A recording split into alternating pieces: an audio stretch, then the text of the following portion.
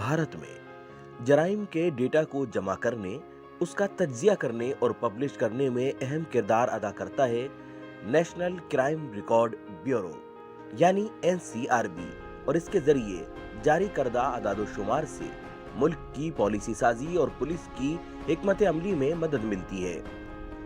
मुजरिम के फिंगरप्रिंट का रिकॉर्ड भी बहुत अहम होता है। सेंट्रल फिंगरप्रिंट ब्यूरो भी नेशनल क्राइम रिकॉर्ड ब्यूरो की एक इकाई है जो फॉरेंसिक तफ्तीश और मुजरिमों की शिनाख्त में अहम किरदार अदा करता है। इसका जिम्मा फिंगरप्रिंट डेटा को जमा करना, रिकॉर्ड करना और उसका तज्जिया करना है। नेशनल क्राइम रिकॉर्ड ब्यूरो यानी एनसीआरबी एक मारूफ और जिम्मेदार सरकारी एजेंसी है जो क्राइम के डेटा को जमा करने और उसका तज्जिया करने के लिए जिम्मेदार है। ब्यूरो नई दिल्ली से काम करता है और ये हुकूमत हिंद की वजारत दाखिला के मातहत आता है।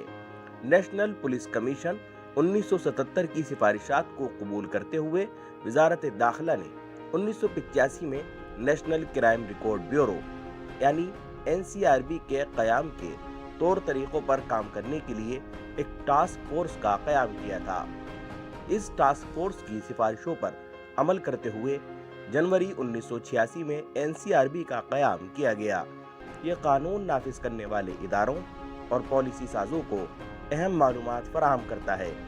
इसका बुनियादी मकसद जराइम से मुताल्लिक मालूमात के मौसर इस्तेमाल के जरिए मनसूबाबंदी और पॉलिसी साजी के अमल को बढ़ाना है। गुज़िश्ता बरसों में एनसीआरबी ने 2009 में crime and criminal tracking networking system CCTNS और 2017 में डिजिटल पुलिस पोर्टल जैसे जदीद सिस्टम तैयार और शुरू किए हैं। आज की पेशकश में नेशनल सिक्योरिटी के मामले में एनसीआरबी की अहमियत और इफादियत पर माहिरीन के जरिए रोशनी डाली जाएगी।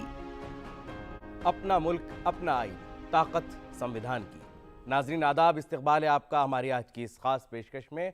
और 1 जुलाई 2024 से मुल्क में 3 नए कवानीन का निफाज हो गया। हुकूमत इंसाफ की फराहमी के साथ साथ मुल्क की सलामती के तईं भी बेहद संजीदा है और इसी ज़िम्न में एक ऐसा इदारा है जो तकरीबन पिछली 4 दहाइयों से जराइम से मुताल्लिक आदाद शुमार जमा करता है, उसका तज्जिया करता है और फिर उनको शाया करता है। और उसके आदाद शुमार मुल्क के लिए पॉलिसी साजी, पुलिस के लिए हिकमत अमली और हमारे अदालती फैसलों पर भी अपना असर डालते हैं। जी हाँ, आज हम बात करेंगे नेशनल क्राइम रिकॉर्ड ब्यूरो यानी एनसीआरबी की, इसकी अहमियत और इसकी इफादियत को समझने के साथ साथ ये भी जानेंगे कि इस महीने के अंदर जो 3 नए कवानीन नाफिज हुए हैं उनका एक आम शहरी पर कैसा असर पड़ता है और उसको क्या कुछ जानना ज़रूरी है। आज की इस पेशकश में इन तमाम मौज़ूआत पर बात करने के लिए हमारे साथ मौजूद हैं 2 ख़ास मेहमान। हमारे साथ हैं मोहतरमा एडवोकेट शीला आसवानी साहिबा और हमारी दूसरी ख़ास मेहमान हैं मोहतरमा एडवोकेट अक्षिता मनोचा साहिबा। आप दोनों का आज की इस पेशकश में बहुत बहुत इस्तकबाल है। आप दोनों के अलावा हमारे साथ लॉ के स्टूडेंट भी हैं जिनके सवालों को आज की इस पेशकश में हम शामिल करेंगे। लेकिन सबसे पहले जब हम बात करते हैं एनसीआरबी की तो इसकी अहमियत को जानने की कोशिश करेंगे कि जब हमारे मुल्क के लिए पॉलिसीज़ बनाई जाती हैं शीला जी, तो हम कितना अहम मानते हैं एनसीआरबी का डेटा मुल्क की सलामती के लिए, मुल्क के लिए पॉलिसी बनाने के लिए, पुलिस जो अपने प्लान्स तैयार करती है, पॉलिसीज़ बनाती है उनके लिए और हमारी अदालतों के लिए। जी, जो एनसीआरबी का गठन है ये 2 समिति से हुआ था, हमारा गृह मंत्रालय और हमारा नेशनल राष्ट्रीय पुलिस आयोग के थ्रू ये बना था एनसीआरबी। एनसीआरबी का ऑब्जेक्ट है कि डेटा कलेक्ट करना है कि हमारे देश में क्या क्या अपराध हो रहे हैं, क्या क्या ऑफेंस हो रहे हैं, जिससे कि पता लगे कि हमारे कौन से अपराध की सीमा कहाँ तक पहुँच रही है। तो डैट मीन्स कि ये जैसे कि आपका मुंबई अटैक हुआ था, पुलवामा अटैक, गुजरात के अंदर जो एक ब्रिज गिर गया था, तो हमें पता होना चाहिए हमारे देश में क्या क्या ऑफेंस हो रहे हैं। इसी बात को लेके सरकार पॉलिसी बनाती है और अपने नए नए कानून बनाती है कि उसको अपराध को रोका जाए, है ना। तो जैसे कि टेररिस्ट एक्ट है, टेररिस्ट एक्ट हमारे देश में कितना बढ़ गया है। पहले इसमें ऐसा नहीं है कि हमारे देश में प्रावधान नहीं बनाए गए, प्रावधान बनाए गए हैं। ओपा एक्ट है जो अनलॉफुल एक्टिविटी प्रिवेंशन एक्ट, ये बात करता है टेररिस्ट के लिए ही।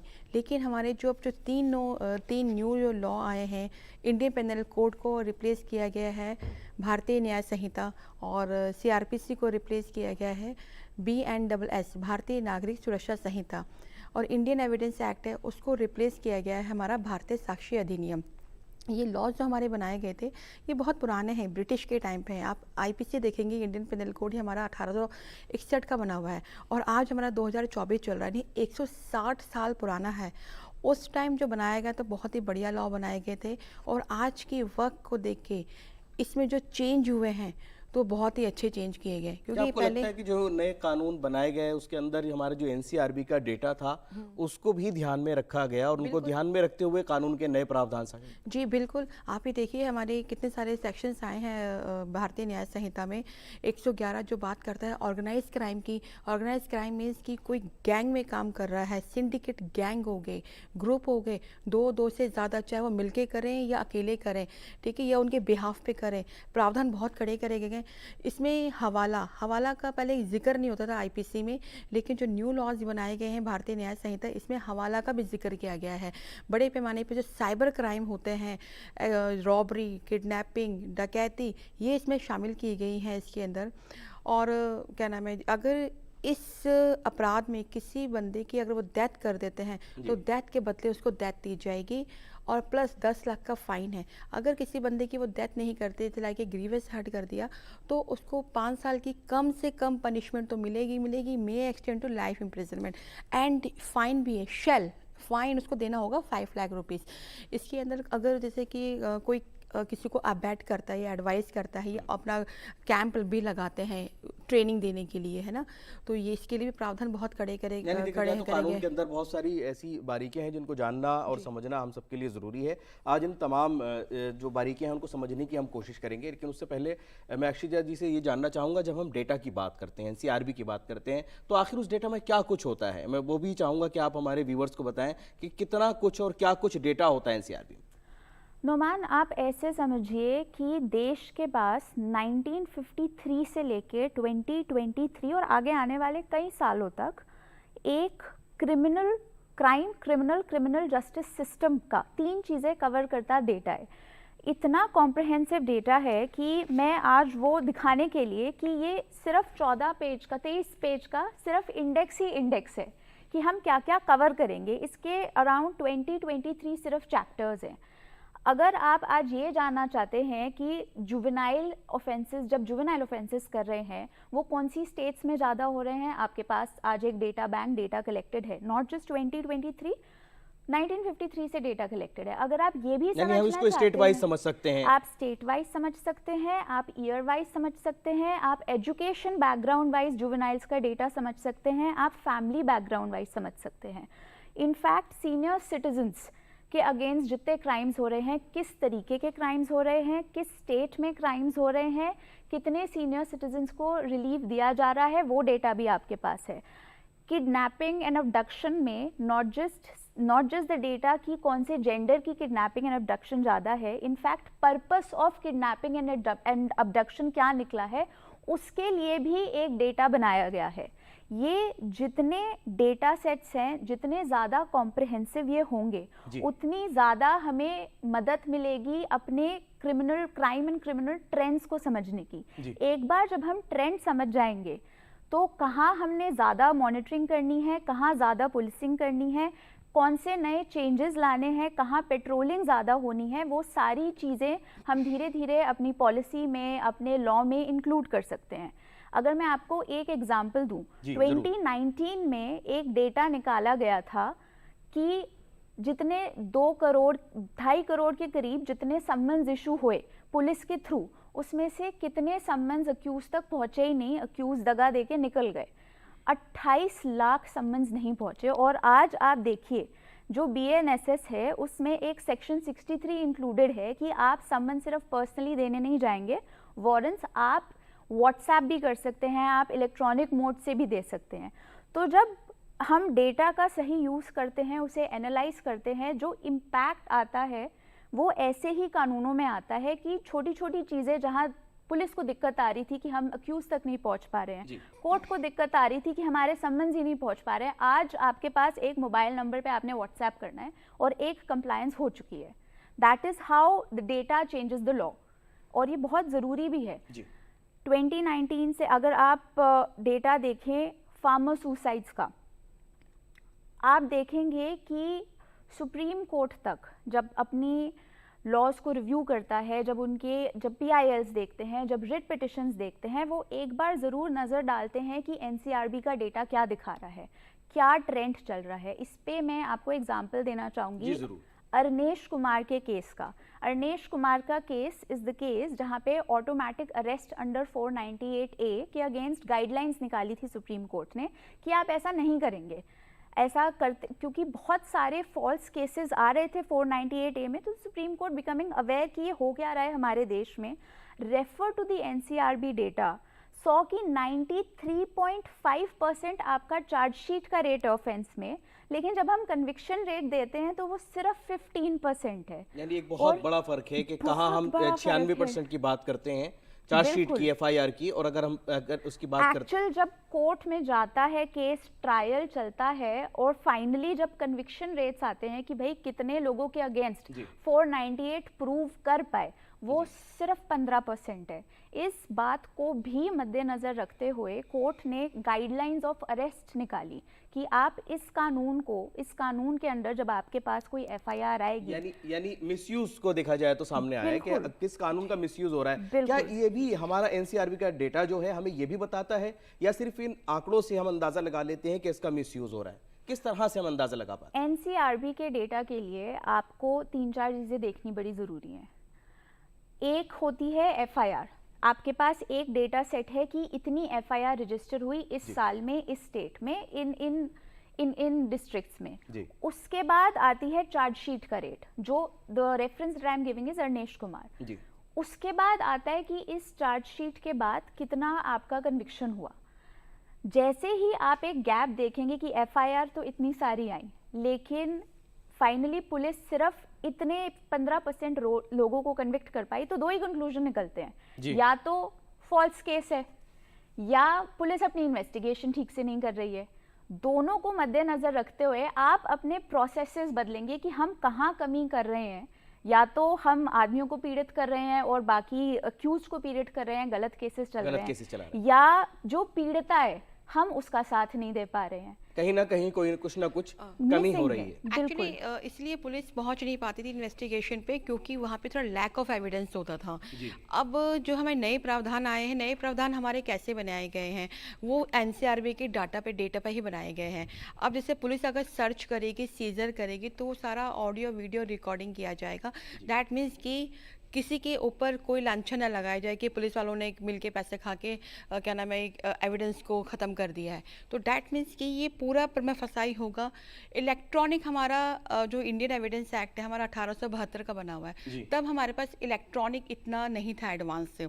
तब हमारे पास टेलीग्राफ होते थे, किसी को अगर हमें कोई सूचना देनी है तो हम फ़ोन करते थे। फ़ोन भी बहुत ही कम लोगों के घर में होते थे, ऑलमोस्ट हम तार कर दिया करते थे। इनफैक्ट आप देखेंगे तार किसी घर पे आता तो लोग घबरा जाते थे कि तार आया, किसकी कोई न्यूज़ आई है।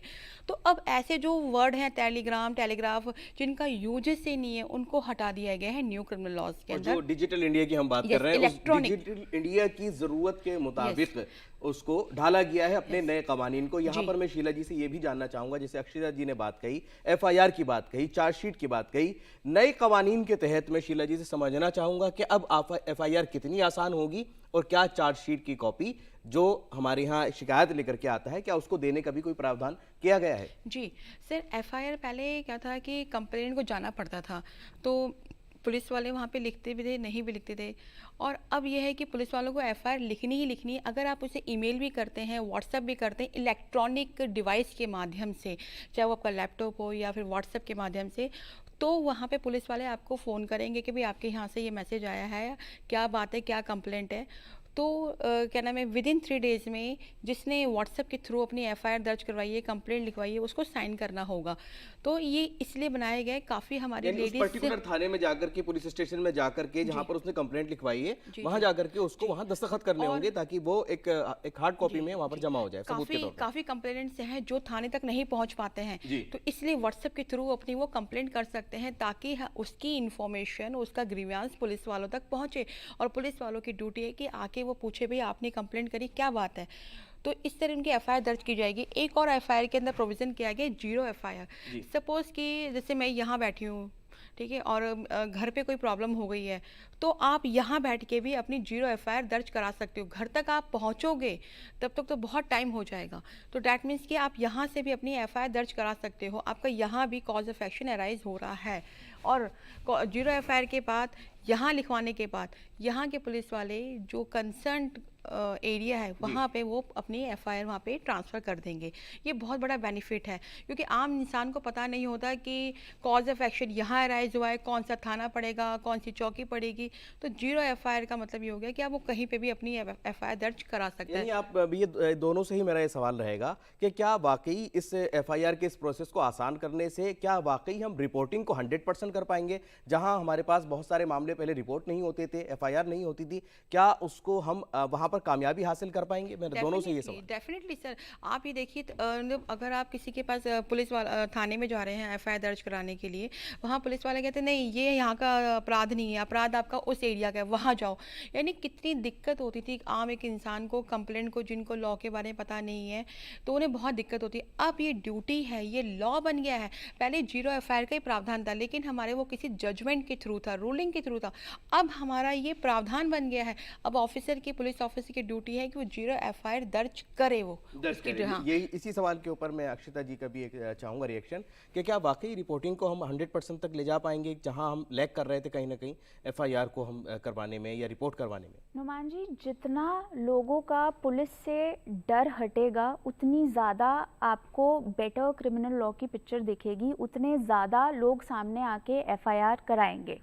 तो ये जो पूरा प्रोसेस चल रहा है लोगों को अवेयर कराने का कि आज एक ज़ीरो एफआईआर का प्रावधान है, आज आपके लिए नए क्रिमिनल लॉज आ गए हैं, आप जाके रजिस्टर कर सकते हैं, जितना ज़्यादा अवेयरनेस और जितना ज़्यादा सिंपल वो प्रोसीजर होगा और बनाया जाएगा, उतनी आसानी से लोग अपने क्राइम रिपोर्ट करा सकते हैं। आप सबसे बड़ी प्रॉब्लम स्पेशली उस वर्ग को जिनको ये कॉन्फिडेंस नहीं आता कि हमारी एफआईआर कोई रजिस्टर करेगा या हमें कोई पूछेगा या हमें कोई समझेगा, यही आती है कि हम कैसे जाएंगे, हमें भगाया जाएगा, हमें तो एफआईआर लिखने के लिए इतना भगा देते हैं, हमें तो जी उस दिन मारा था, आज तक पुलिस वाले ने कुछ नहीं किया। और जहां उनको ये समझ आ गया कि अब वो ज़माना नहीं है, अब वो ज़ोर ज़बरदस्ती नहीं चलेगी पुलिस की, वहीं कॉन्फिडेंस आएगा। और आप ये देखेंगे कि धीरे धीरे ना जितनी छोटी छोटी बातें होती थी और जितनी डोमेस्टिक वायलेंस आपके सामने नहीं आ रही थी, जितनी रेप आपके सामने नहीं आ रहे थे,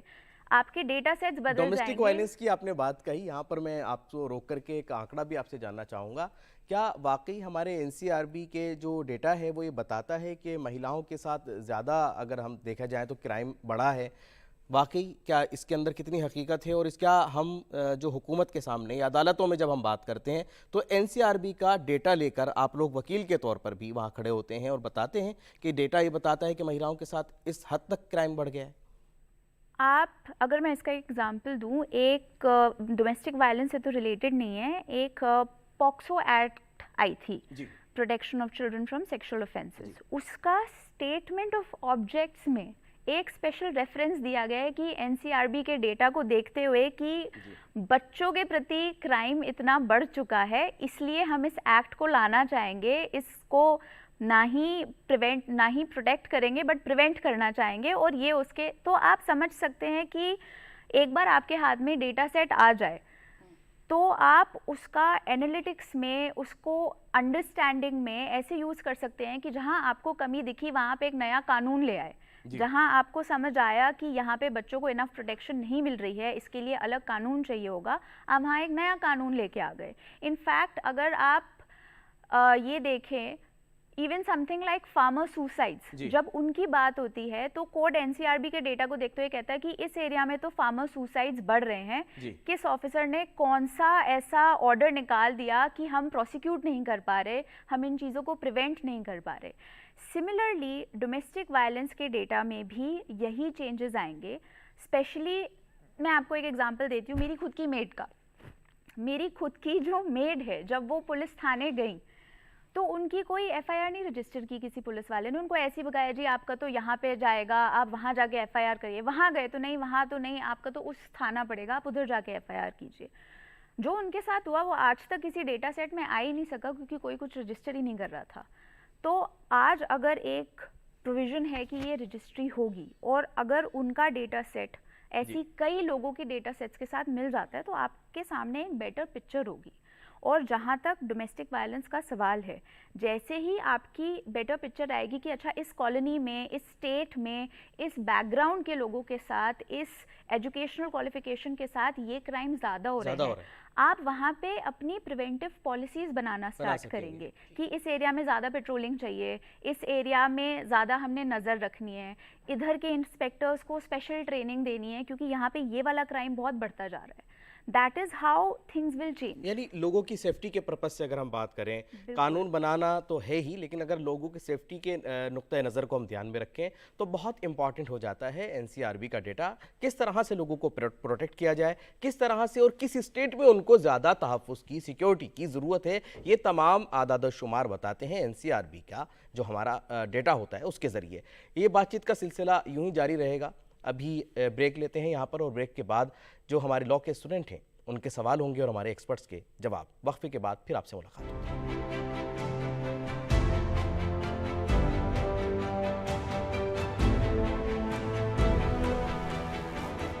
ब्रेक के बाद एक बार फिर इस्तकबाल है आपका हमारे इस खास प्रोग्राम में जिसका नाम है अपना मुल्क अपना आइन।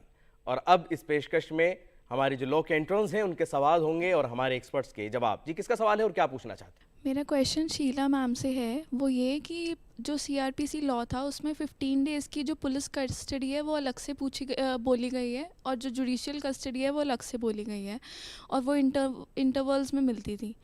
अब जो न्यू लॉज हैं उसमें जो कस्टडी है, सिर्फ कस्टडी वर्ड यूज़ हुआ है, ना पुलिस कस्टडी यूज़ हुआ है, ना जुडिशियल कस्टडी। तो आपके इसमें क्या व्यूज़ हैं, इसको कैसे इंटरप्रेट करा जाए? जी, मैं चाहूँगा कि शीला जी से मैं इसके ऊपर जवाब चाहूँगा, क्योंकि मैडम ने बहुत सारी वर्कशॉप्स की हैं, बहुत सारी जगहों पर जाकर के इस कानून को समझाया है, तो यहाँ पर जो हमारे स्टूडेंट्स हैं उनको भी चाहूँगा और हमारे व्यूवर्स को भी कि शीला जी इस बारे में समझाएं।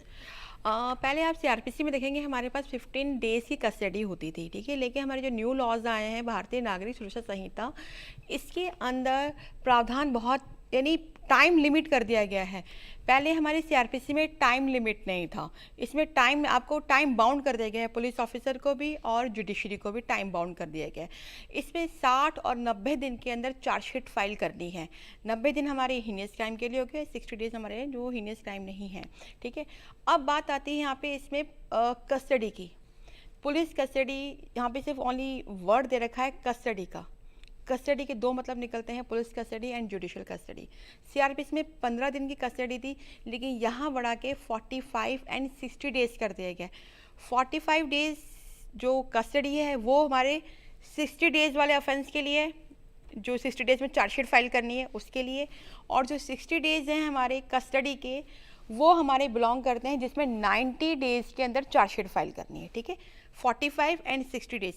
अब पुलिस वाले क्या करते हैं कि अपनी कस्टडी 15 डेज़ की पहले के स्टार्टिंग ये ले लेते हैं, लेकिन कोर्ट भी उन्हें एग्जैक्टली 15 डेज़ की नहीं देती है, इंटरवल्स होते हैं 2-4 दिन के, ऐसे करके अपने टाइम पीरियड पूरा करते हैं, ठीक है। किसी भी वजह से अगर उन्होंने 10 दिन की अपनी कस्टडी ले ली है, आफ्टर 15 डेज़ उन्हें फिर पुलिस कस्टडी नहीं मिलती थी पुराने लॉ के अकॉर्डिंग, लेकिन न्यू BNSS के अकॉर्डिंग यहाँ पे अगर उन्होंने पहले 15 डेज़ की ले ली है कस्टडी, या हफ्ते की भी कस्टडी ले ली है, तो विदिन 45 डेज़ के अंदर उनके पास राइट है, विदिन 45 डेज़ के अंदर उनके पास राइट है कि अपनी वो पुलिस कस्टडी ले सकते हैं। और यह एक 45 डेज़ हो गया और 60 डेज़, यानी अगर हीनियस क्राइम है तो 60 डेज़ के अंदर वो अपनी वो कस्टडी ले सकते हैं। 45 एंड 60 डेज, पहले 15 डेज था, 15 डेज क्रॉस हो गए तो उनका टाइम खत्म, लेकिन अब उनके पास विदिन 45 डेज और 60 डेज के अकॉर्डिंग अगर उन्हें 10 दिन की भी कस्टडी ले ली है पुलिस कस्टडी, तो उनके पर राइट है कि वो इतने टाइम में वो ले सकते हैं। मुझे लगता है कि आपको शायद अपने क्वेश्चन का आंसर मिल गया होगा इन तमाम डेज़ को, और जो जिस तरीके से चार्जशीट से लेकर के और आगे अदालती जो पूरा सफ़र है उसको वजाहत की गई है, आपको मुझे लगता है कि समझ में आ गया होगा। अगले सवाल की तरफ बढ़ते हैं। तो मेरा क्वेश्चन आप दोनों से है, जैसे जो पहले जो केसेस वगैरह रजिस्टर नहीं होते थे FIR के अंडर, काफ़ी सारे केसेस ऐसे थे जो पुलिस रजिस्टर नहीं करती थी, उसमें फिर भी अभी भी कोर्ट में पेंडेंसी उसकी इतनी सारी है। अब जैसे FIR हर चीज़ पे कह रहे हो आप, कहीं पे भी रजिस्टर हो सकती है, तो उस हिसाब से जुडिशरी में हमारे पास मतलब इतनी जजेस है नहीं, और पेंडेंसी बहुत ज़्यादा हो गई है। डेली के केसेस बोर्ड इतना हैवी होता है कोर्ट का कि मैटर रीच भी नहीं हो पाते हैं। हाई कोर्ट में तो जो पुराने मैटर है वो कभी रीच भी नहीं कर पाते हैं, तो वो मैम कैसे कोप अप करेगी जुडिशरी इसमें? ये बाकी सवाल दोनों के लिए है, क्योंकि ये पेंडेंसी एक बड़ा मसला है और उसके साथ साथ जब नए केसेस आएंगे नए कानून के तहत तो वो भी किस तरह से उनको हल किया जाएगा। मैं दोनों से ही रिएक्शन चाहूँगा। पहले अक्षिता जी से चाहूँगा, क्योंकि अक्षिता जी गर्दन हिला रही थी जब ये सवाल आ रहा था, तो लग रहा था कि मैडम सहमत हैं आपके सवाल से। तो मैं चाहूँगा कि पहला जो जवाब है वो अक्षिता जी से लें और उसके बाद फिर शीला जी से पूछते हैं। देखिए, केसेस की पेंडेंसी एक बहुत बड़ा मसला है जो हमारे जस्टिस सिस्टम को प्लेग करता है, और उसको सुधारने का तरीका एक तो नए कानून में जो स्पीडी ट्रायल्स हैं उनके थ्रू है। अगर आप देखेंगे जो स्पेशल लॉज है उनमें भी फास्ट ट्रैक ट्रायल्स आ चुके हैं, जो आपका पॉक्सो है स्पेशली। उसके अलावा आपको बहुत सारी इनोवेटिव अप्रोचेस चाहिए। ये सिर्फ कानून के थ्रू नहीं होगा, आपको अपने कोर्ट्स में स्पेशल ट्रेनिंग्स चाहिए, आपको एक ऐसा सिस्टम चाहिए जहाँ पे एडजर्नमेंट्स नहीं ग्रांट होती, आपको एक सेंसिटाइज्ड पुलिस चाहिए जिसकी वजह से जो नॉन रजिस्ट्रेशन ऑफ एफआईआर है, एरेंट पुलिस ऑफिसर्स हैं, वो मुद्दा ही नहीं उठता कि कोर्ट उस पर बैठे। What you actually need is a comprehensive policy इस पेंडेंसी को ख़त्म करने के लिए, inclusive of the new criminal laws. Additionally, अगर मैं बहुत साफ शब्दों में कहूँ तो बड़ी सारी जो आपकी पेंडेंसी है वो उस स्टेज पे आती है जहाँ पे छोटी छोटी चीज़ें करनी है। एक दिन वकालतनामा फाइल होना है, एक दिन उसमें ज़ाया हो गया, नेक्स्ट डेट लग गई, एक दिन एक एप्लीकेशन छोटी सी आर्ग्यू होनी है, एक पूरा समय उसमें लग गया, पास ओवर हुआ, नेक्स्ट डेट लग गई। ये सारी चीज़ें आपका काउंटर करने का एक जो तरीका है ना, दैट इज़ डिजिटाइजेशन, जो अभी जुडिशरी में चल रही है। तो जो बहुत कॉमन चीज़ होती है जब हम लिटिगेशन करते हैं कि हम अपने केसेस के बीच में इधर उधर कोर्ट्स में भाग रहे होते हैं, कहीं पास ओवर हो रहा है, कहीं केस छूट गया है, अब नेक्स्ट डेट लग रही है, नेक्स्ट डेट लग रही है। उसकी जगह अगर हम डिजिटली 6 कोर्टों में अपीयर हो सकते हैं, तो जब ये कोविड का समय आया था तब हम एग्जैक्टली यही कर रहे थे। हम जितना जहाँ अपीयर होने की पर्सनली या फिजिकली ज़रूरत नहीं थी, छोटी चीज़ों में हम ऐसे अपीयरेंस लेके अपने अपने केसेस ख़त्म कर रहे थे। वहाँ पे हमने अपने खुद के केसेस में देखा कि हमारे जितनी डेट्स आगे जा रही थी वो धीरे धीरे कम होती गई। सिमिलरली आपको इसके लिए बहुत बड़ा एनालिसिस करना पड़ेगा कि प्रॉब्लम जो पेंडेंसी की है, इट इज़ नॉट कि अच्छा ये कानून आ गया तो अब इसमें केस बढ़ गए, अब ऐसे होगा वैसे होगा। उस प्रॉब्लम को समझना पड़ेगा, उस प्रॉब्लम के लिए भी एक डेटा सेट निकालना पड़ेगा, उस प्रॉब्लम में कहाँ हमारे सिस्टम में कमी आ रही है, उसके क्या सॉल्यूशंस निकाले जा सकते हैं। ये एक बहुत अच्छा रिसर्च का मुद्दा है which can actually make a lot of difference, but that research will have to be done. लेकिन यहाँ मैं शीला जी से भी जानना चाहूँगा कि एक तरफ नए कवानीन तीनों और एक तरफ पेंडेंसी, किस तरह से बैलेंस होगा? एक्चुअली 3 जो न्यू लॉज आए हैं ये एप्लीकेबल हो गए हैं इस महीने से, लेकिन बात ये आ रही है कि प्रेशर पुलिस ऑफिसर बहुत बढ़ गया है, जुडिशरी पर भी बहुत प्रेशर बढ़ गया है। तो इसके अंदर स्टेट गवर्नमेंट को या सेंट्रल गवर्नमेंट को वैकेंसी निकालनी होगी जुडिशरी अपॉइंट करने के लिए, जजेस से और भी अपॉइंट किए जाएं और पुलिस फोर्स भी थोड़े और अपॉइंट किए जाएं, ताकि काम का इतना बर्डन एक बंदे पे ना पड़े, है ना। अब जैसे कि यहाँ पे टाइम सेट कर दिया गया है कि जजमेंट आपको विद इन, सारा आपका ट्रायल हो गया है, ट्रायल आपकी एविडेंस भी होगी, आर्गुमेंट भी हो गया, अब नाउ वक्त है जजमेंट सुनाने का, अपना फैसला सुनाने का। तो जस्ट आप विद इन 45 डेज़ में, पहले ये टाइम बाउंड नहीं था, कभी भी 2 महीने 3 महीने उनका जब भी टाइम लगे अपना जजमेंट सुना दिए, लेकिन अब विद इन 45 डेज़ में उनको अपनी जजमेंट सुनानी है। लेकिन यहाँ एक सवाल और आ जाता है, जैसे इन्होंने कहा कि क्या हमारे पास इतने जजेस हैं? ये अपॉइंट करने होंगे, स्टेट गवर्नमेंट को, सेंट्रल गवर्नमेंट को एक्शन लेना होगा, स्टेप्स लेने होंगे, उनको जुडिशरी और जजेस और अपॉइंट करने होंगे, ठीक है, वैकेंसियाँ निकालनी होंगी पुलिस वालों के लिए भी और प्लस जुडिशरी के लिए भी।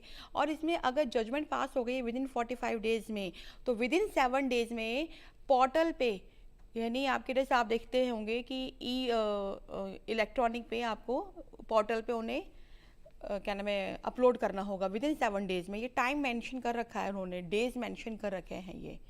यानी कुल मिलाकर के देखा जाए तो जिस तरह से अब ये लॉ के एंट्रेंस का सवाल था, उस पर ये अब कहा जा सकता है कि अब लॉ की फील्ड जो है वो और ज़्यादा बढ़ गई है, ज़रूरत और ज़्यादा है। बिल्कुल, आपका एक कोई सवाल है तो टाइम पूछ बाउंड सकते हो हैं। गया, टाइम यहाँ पे मेंशन कर दिया है कि इसी टाइम में आपको काम करना है। और रही बात एडजॉर्नमेंट की, हम हर बात पे एडजॉर्नमेंट ले लिया करते थे, अब एडजॉर्नमेंट 2 से ज़्यादा ऊपर नहीं मिलेगी आपको। जी, मैम क्या पूछना एक चाहते हैं? क्वेश्चन मेरा ये है, अभी जितने भी केसेस जैसे चलते आ रहे हैं, जो फांसी की सज़ा होती है वो मैम मिली तो बहुत बार है हीनियस क्राइम में, पर फांसी एक्चुअली में हो नहीं पाती कभी भी। फांसी मतलब हो नहीं पा रही है काफ़ी टाइम से। सज़ा तो काफ़ी पेंडिंग फांसियाँ रह गई हैं अभी भी ना। जो अब जो न्यू लॉ आ रहा है इसमें जो हीनियस क्राइम में जो हैंग टिल डेथ वाली अगर पेनल्टी आ रही है तो क्या वो मिलेगी या अभी भी लिंगर ऑन रहेंगे जो हीनियस क्राइम होंगे? देखिए, एक केस था हमारा मिट्ठू सिंह केस, उसमें ये बात बोली गई थी कि डेथ पेनल्टी को स्ट्रक ऑफ किया जाए, है ना। तो इसकी वजह से डेथ पेनल्टी हम नहीं देते हैं, लेकिन अगर कोई सेक्शन प्रोवाइड कर रहा है, बता रहा है, जैसे गैंग रेप है, गैंग रेप में डेथ पेनल्टी भी है और लाइफ इम्प्रिजनमेंट भी है। लाइफ इम्प्रिजनमेंट में उसकी नेचुरल लाइफ भी जेल में रहेगी। अगर वहाँ प्रोविज़न दे रखा है डेथ पेनल्टी का, तो फिर डेथ पेनल्टी उसको मिलेगी और लाइफ इम्प्रिजनमेंट। वो जस्ट आपकी डिस्क्रिप्शन पावर पर डिपेंड करता है कि वो उसको डेथ पेनल्टी दे या फिर उन्हें लाइफ इम्प्रिजनमेंट दे। अगर बहुत ही रेयर केस है, रेयर जैसे निर्भया कांड था, तो उसमें तो डेथ पेनल्टी मिलनी चाहिए। फिर जो जज साहब होते हैं वो डेथ पेनल्टी दे देते हैं, उसके बाद मैम जो एडवोकेट्स वगैरह जैसे आप हो, तो आप लोग मैम क्या कहते हैं, कुछ ना कुछ ट्रिक्स लगा के कोर्ट में, हायर कोर्ट में जाके उनको मतलब रिलीफ मिल जाता है, तो या फिर थोड़ा टाइम वो डिले हो जाती है पेनल्टी, उसके बाद वो इतनी लिंगर ऑन हो जाती है कि कोर्ट फिर ना, मैंने कहीं देखा था कि यानी मतलब पढ़ा था। सवाल जो है वकीलों पर भी है कि आप ही लोग बचाते हो। सजा का प्रावधान तो कानून में अपनी जगह है और दी भी जाती है बहुत सारे मामलात में, लेकिन वकील ही जो है बचा करके ले जाते हैं और उसके बाद वो सजा इंप्लीमेंट नहीं हो पाती, फांसी नहीं मिल पाती। मैं दोनों से ही चाहूंगा इसके ऊपर रिएक्शन, क्योंकि दोनों आप दोनों से रिलेटेड ही सवाल है। जी, उसके बारे में बोलूँगी। सेक्शन आपने इंडियन एविडेंस एक्ट में एक सेक्शन पढ़ा है आपने 126, प्रिविलेज कम्युनिकेशन के लिए प्रोफेशनल कम्युनिकेशन। जो हमारी प्रिविलेज कम्युनिकेशन है उसके अंदर ये बात भी आती है 126 में कि प्रोफेशनल कम्युनिकेशन। अगर मेरे पास कोई क्लाइंट आया है, ठीक है, और वो कह रहा है कि मैं मर्डर मैंने कर दिया है, तो मेरी ड्यूटी है उसको बचाने का, और मेरी ये भी ड्यूटी है कि मैं ये बात किसी को डिस्क्लोज नहीं करूं। अगर मैं कोर्ट में अगर गवाही देती हूँ कि हाँ भाई मेरे क्लाइंट ने मर्डर किया है, तो कोर्ट मुझे स्टॉप कर देगी, मैडम दिस इज ये प्रिविलेज कम्युनिकेशन है, ये प्रोफेशनल कम्युनिकेशन है। अगर वो मेरे पास आता है, अब दूसरा स्टेप है ये, अगर वो मेरे पास आता है और मेरे से ये पूछता है कि मैडम मुझे ना किसी का कोई क्राइम करना है, ठीक है, वो मुझे क्राइम करना है, मैं ऐसे ऐसे करूँगा, तो ये फिर मेरा उसमें नहीं आएगा, प्रिविलेज कम्युनिकेशन में, प्रोफेशनल कम्युनिकेशन में नहीं आएगा। फिर मैं बाउंड हूँ कि मैं कोर्ट की हेल्प करूँ, पुलिस की हेल्प करूँ। जो पहले लॉ था उसमें जो मर्डर की में जो डेथ की पेनल्टी थी, अब जो नया लॉ आ गया उसमें भी पेनल्टी अगर डेथ की है जैसे भी है, तो अब क्या चांसेस हैं कि अब डेथ पेनल्टी होगी? अगर से प्रावधान में लिखा हुआ है डेथ पेनल्टी तो मिलेगी सर। अगर प्रावधान कहता है आपका डेथ पेनल्टी तो मिलेगी। जैसे कि मॉब लिंचिंग था, मॉब लिंचिंग पहले हमारे आईपीसी में मेंशन नहीं था, लेकिन न्यू प्रावधान के अंदर मॉब लिंचिंग ऐड कर दिया गया 103 क्लॉज 2, जिस पे लिखा हुआ है कि अगर 5 और 5 से ज़्यादा लोग मिलके किसी की डेथ क्राइम करते हैं, ठीक है, लेकिन उनका इंटेंशन कुछ और है, उनका जो पर्पस है वो ग्राउंड क्या है, किसी कास्ट पे, किसी सेक्स पे, किसी पर्सनल बिलीफ पे, किसी धर्म जाति पे, ठीक है, और इस पॉइंट पे वो किसी का डेथ कर देते हैं 5 और 5 से ज़्यादा मिलके लोग, तो जितने भी लोग हैं उसमें सब को पेनल्टी क्या नाम है पनिशमेंट किया जाएगा, ईच मेंबर, ईच पर्सन को। लेकिन अगर कितनी सजा का प्रावधान उसमें रखा गया, कितनी सजा मिलेगी? आई थिंक 10 ईयर्स इसमें है सर। और उसके अलावा बढ़ाई भी जा सकती हैं अगर जुर्म की नौइयत अलग है। यहाँ एक सवाल आपसे और जानना चाहूँगा कि हमारे पास एक सवाल जो आ रहा है कि 377 ख़त्म कर दी। अब अगर इस तरह का क्राइम किसी के साथ होता है तो फिर वो कौन सी धारा के तहत और कौन सी दफ़ा के तहत उसको डील किया जाएगा? 377 जो अननेचुरल ऑफेंस की बात करता है आईपीसी में, वो ये जो 377 है ये किसी जजमेंट के थ्रू हटाया गया था इसको, ठीक है, तो जजमेंट के थ्रू हटा दिया गया था, लेकिन फिर भी आईपीसी में आपको नज़र आएगा। लेकिन जो न्यू बीएनएस है, भारतीय न्याय संहिता, यहाँ से पूरा स्ट्रक ऑफ कर दिया, डिलीट कर दिया, इसमें नज़र नहीं आएगा। अगर बात बच्चे की है कि बच्चे के साथ कोई अगर क्राइम होता है, ठीक है, तो उसके लिए पॉस्को एक्ट है, तो वो उसके अकॉर्डिंग उसको रिलीफ दिया जाएगा। उसमें यहाँ पर relief दिया वहाँ जाएगा। प्रावधान बहुत कड़े करे गए हैं जी उसमें। जी हाँ, क्या पूछना चाहते हैं? जिस जजमेंट के थ्रू ये हटाया गया था, बेसिकली ये हटाया नहीं गया था। इसमें इन्होंने बोला था जो कंसेंचुअल रिलेशनशिप हैं वो ऑफेंस में नहीं आएंगी, बट जो अनकंसेंचुअल रिलेशनशिप हैं वो ऑफेंस में आएंगी। बट जो न्यू लॉ है उसमें ये लॉ बिल्कुल ही रिपील कर दिया एक तरह से। एक I am not very sure but आज एक नोटिफिकेशन निकाली है कि state governments, because you see policing is a state subject, कि स्टेट गवर्नमेंट्स अपनी तरफ से perhaps they can amend and still include it. That is also maybe one of the ways in which you will use this NCRB data.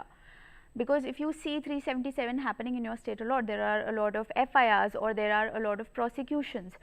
आप अपनी state में amend करके इस offence को इंक्लूड कर सकते हैं.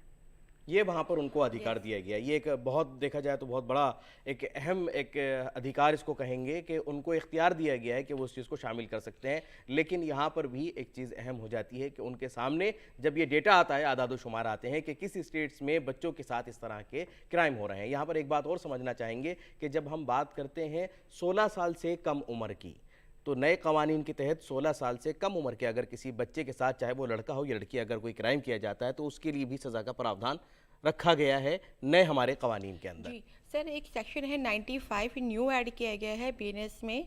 इसमें अगर कोई, इसमें सबसे पहले मैं इस क्वेश्चन को यहीं ड्रॉप करती हूँ। एक बात और कहना चाहूँगी कि हमारे आईपीसी के अंदर चाइल्ड की डेफिनेशन डिफाइन नहीं थी। कहीं 12 साल, कहीं 16 साल, कहीं पे 15 साल, ऐसे डिफाइन थी, बॉय की अलग, गर्ल्स की अलग। लेकिन बीएनएस में सबको इक्वल किया गया है।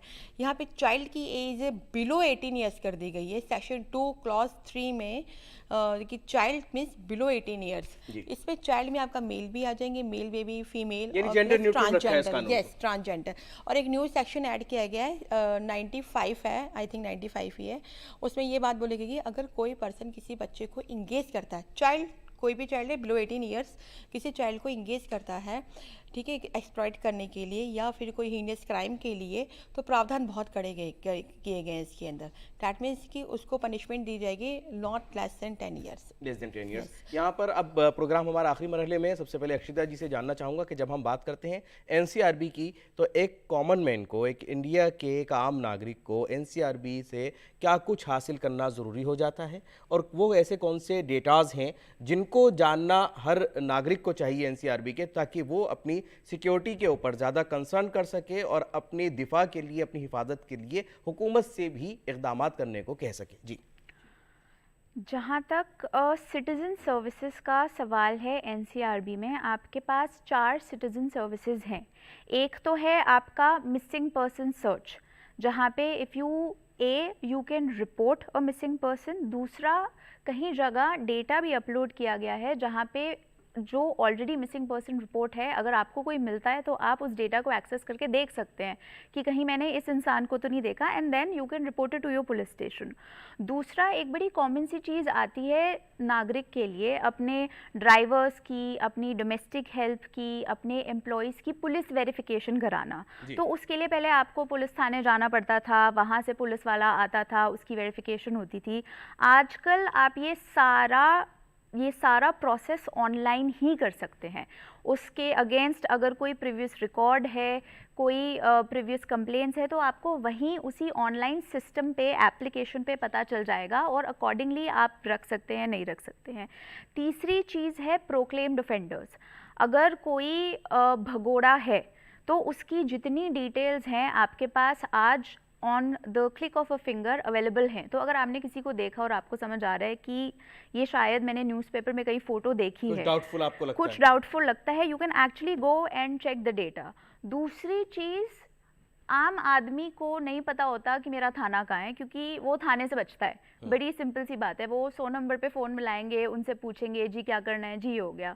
बट क्योंकि अब हम इतने आम नहीं रहे, हमारे पास डिजिटल एक्सेस बहुत ज़्यादा है, तो now you have something called locate nearest police station, जो एनसीआरबी की ही साइट पे मिलेगा आपको, जहाँ पे आप जाइए, क्लिक करिए, अपनी लोकेशन डालिए और उसके कौन से थाने में आपको जाना है आपको इमिडिएटली पता लग जाएगा।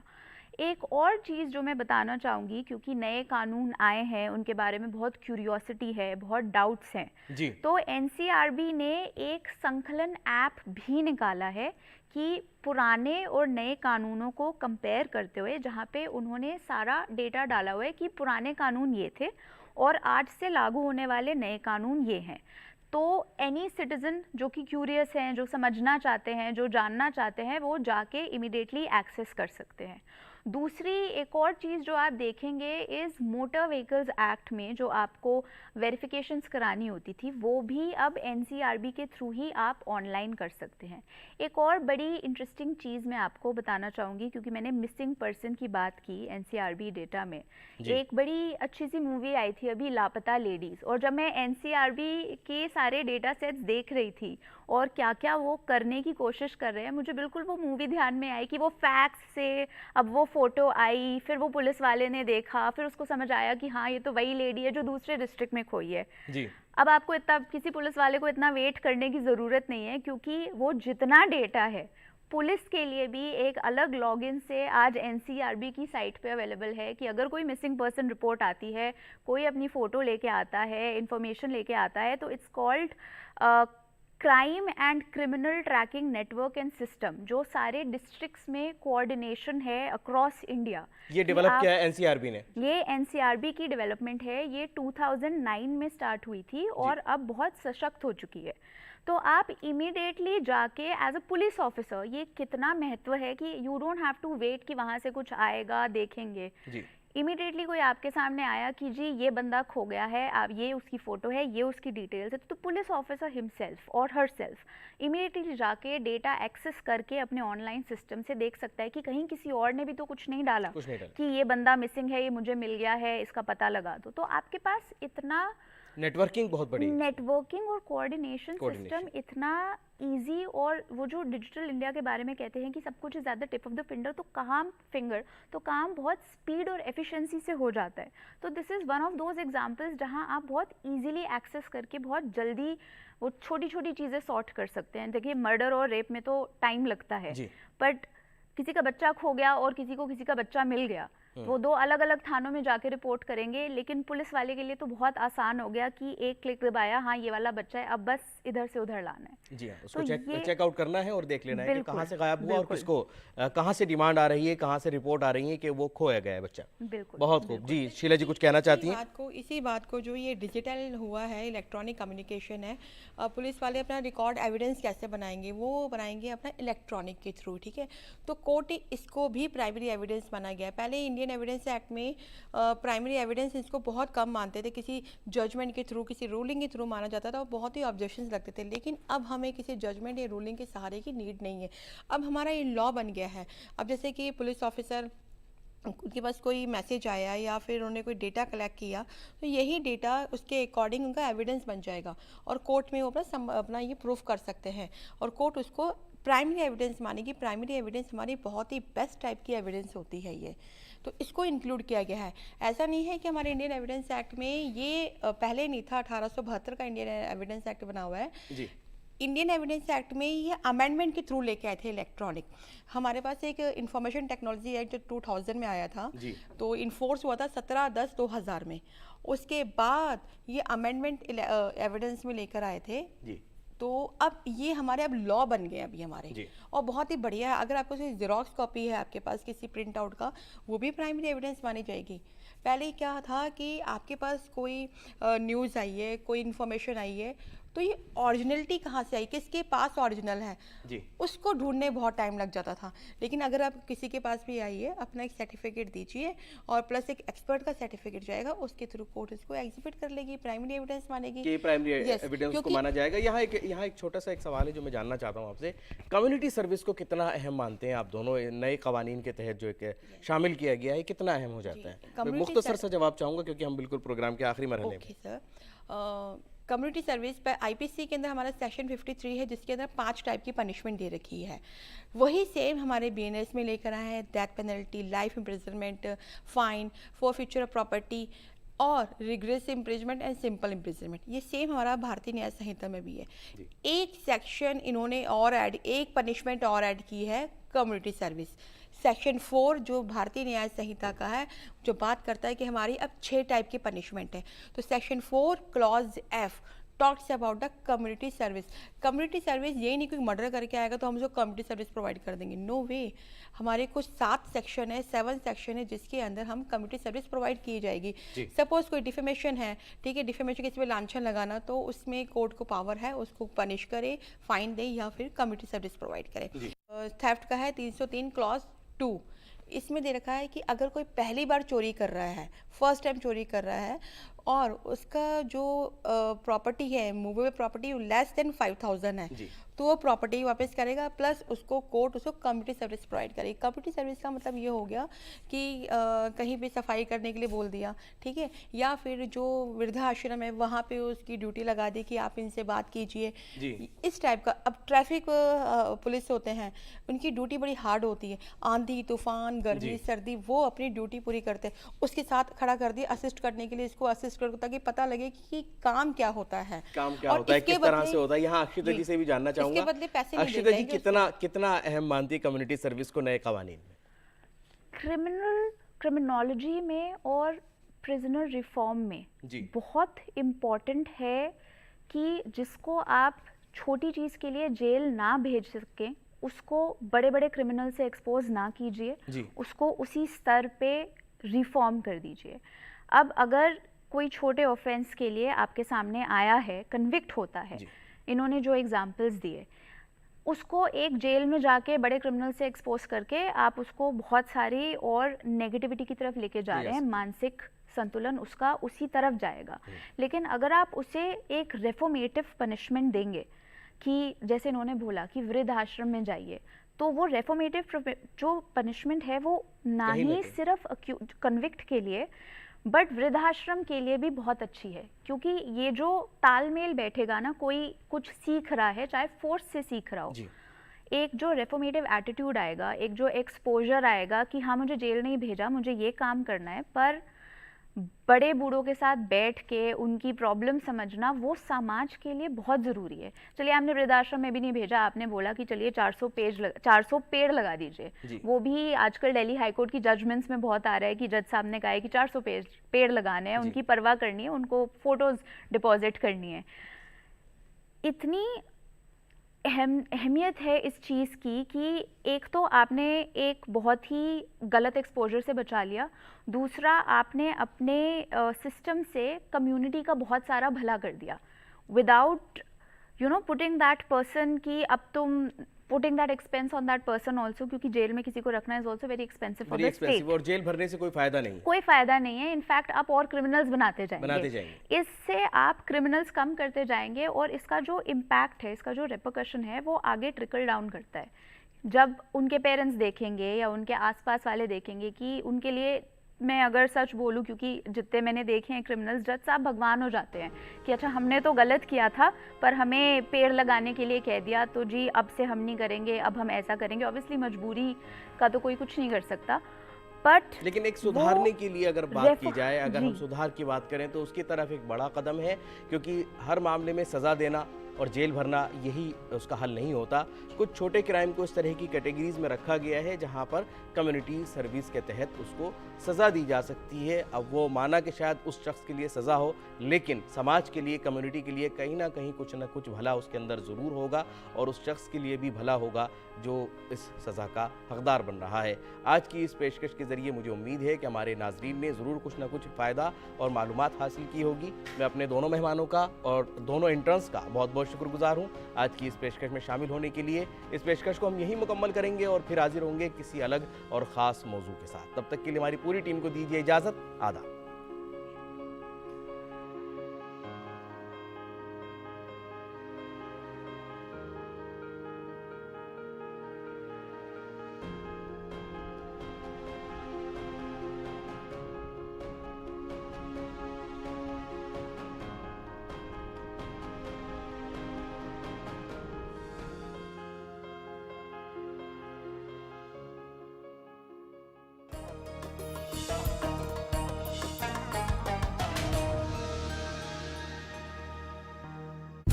हमारा डेजर्ट आ गया पर हमारी चैंपियन नहीं आई अब तक।